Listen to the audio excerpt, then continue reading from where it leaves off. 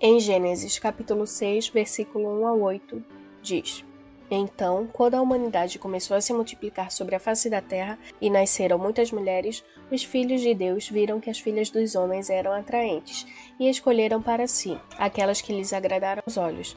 Então declarou o Senhor: Por causa da malignidade do ser humano mortal, o espírito que lhe dei não permanecerá nele para sempre. Portanto, ele não viverá além dos 120 anos. Ora, naquela época, e também algum tempo depois, havia néfilis na terra, quando os filhos de Deus possuíram as filhas dos homens e elas lhe deram filhos. Esses gigantes foram os heróis do tempo antigo, homens rudes e famosos. Contudo, o Senhor observou que a perversidade do ser humano havia crescido muito na terra e que toda a motivação das ideias que provinha das suas entranhas era sempre e somente inclinada à prática do mal. Então o Senhor entristeceu-se muito por haver criado os seres humanos sobre a terra, e esse sentimento feriu profundamente seu coração. Declarou então o Senhor: Farei desaparecer da superfície do solo os seres humanos que criei, todos os homens, os grandes animais, até os pequenos seres e as aves do céu. Arrependo-me de havê-los feito. Contudo, a Noé, o Senhor demonstrou sua graça e misericórdia. Além da história do dilúvio ser narrada na Bíblia em 4 capítulos do Gênesis, a ciência também acredita assim que aconteceu. Pelo menos é o que dizem William Ryan e Walter Pittman, dois oceanógrafos americanos da Universidade de Columbia. Para eles, a partir da análise de fósseis e sedimentos marinhos, o dilúvio foi uma invasão colossal do Mar Negro pelas águas do Mediterrâneo. O fato teria ocorrido cerca de 7.500 anos atrás, como consequência do degelo das calotas polares do último período glacial. E culturalmente também foi comprovado, nas tradições dos povos antigos. No entanto, existem inúmeras narrações de dilúvios, causados por uma ofensa dos homens e uma divindade. Podemos ver também histórias na epopeia de Gilgamesh e nos antigos escritos da Suméria sobre inundações. Os cientistas não acreditam que houve um único dilúvio universal, mas sim que muitos povos guardaram a lembrança de um dilúvio local e repassaram no sentido mais amplo. A história bíblica da Arca de Noé, nesse caso, é somente a mais conhecida no mundo ocidental. E aqui vão algumas evidências. Evidência 1. Fósseis de criaturas marinhas muito acima do nível do mar devido ao fato das águas oceânicas terem inundado os continentes. Encontramos fósseis de criaturas nas camadas rochosas que cobrem todos os continentes. Por exemplo, a maior parte das camadas rochosas nas paredes do Grand Canyon, que está a mais de 1 milha acima do nível do mar, contém fósseis marinhos. Para além disso, são também encontrados fósseis de animais marinhos no topo dos Himalaias. Evidência 2. Enterro rápido de plantas e de animais.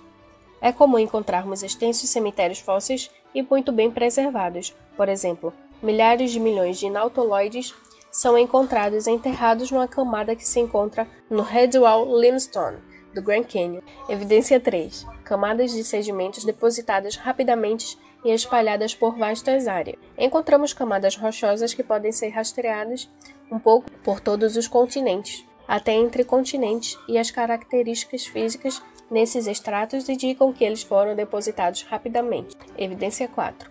Sedimentos transportados por longas distâncias. Nessas camadas rochosas amplamente dispersas, encontramos sedimentos que tiveram que ter sido corroídas em locais distantes e depois transportadas longas distâncias através da água em movimento rápido.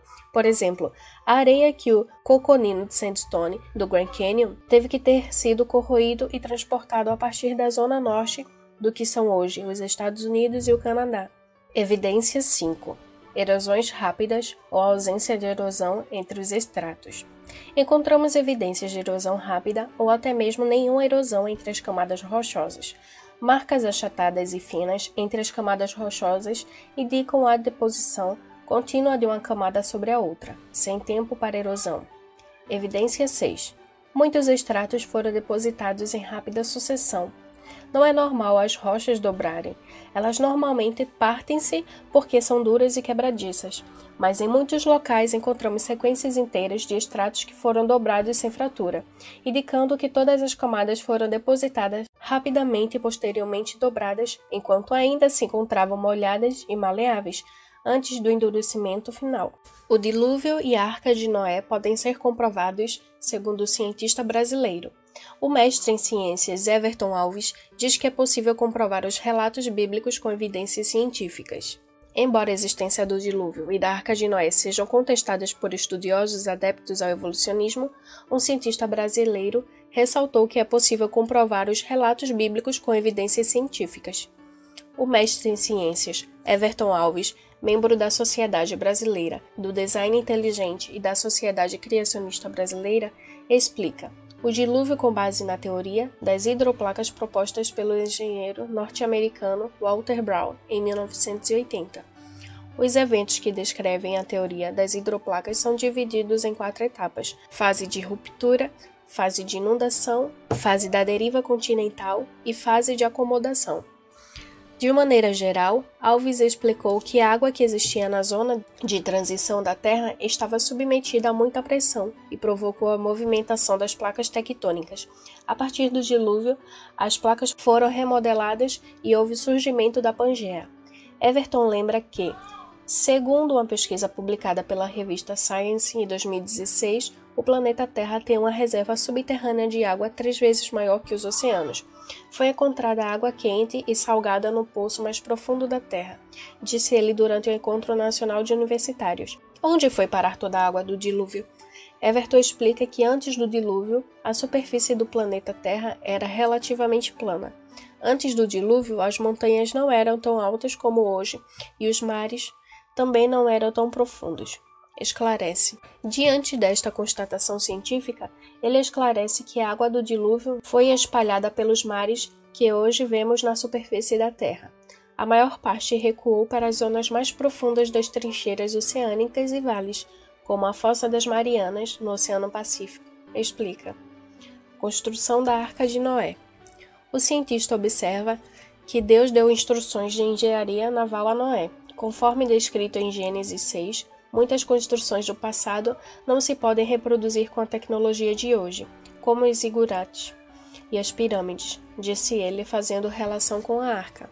Everton lembra que cientistas da Universidade de Lancaster calcularam dimensões descritas na Bíblia para a construção da Arca de Noé e descobriram que ela não poderia navegar, mas sim flutuar com a segurança devido à sua forma retangular, que tinha capacidade para acomodar perfeitamente todas as espécies. O que está relatado na Bíblia definitivamente funciona, concluiu o pesquisador Thomas Morris. Além disso, Everton afirma que algumas mudanças ocorreram na Terra após o dilúvio. Antes havia uniformidade de temperatura. Todo o planeta era uma grande estufa. Cientistas encontraram evidências que comprovam que a Antártida, por exemplo, já foi um paraíso tropical, explica. O cientista ainda comenta que antes do dilúvio havia mais oxigênio que hoje. Cientistas comprovaram que há supostos 67 milhões de anos a atmosfera da Terra continha 50% a mais de oxigênio e era maior em estatura e mais longevo. Isso deixou de acontecer devido a vários fatores como concentração de oxigênio, aumento da radiação solar e radioatividade. Claro que estas não são todas as evidências de que o dilúvio aconteceu. Existem muitas outras.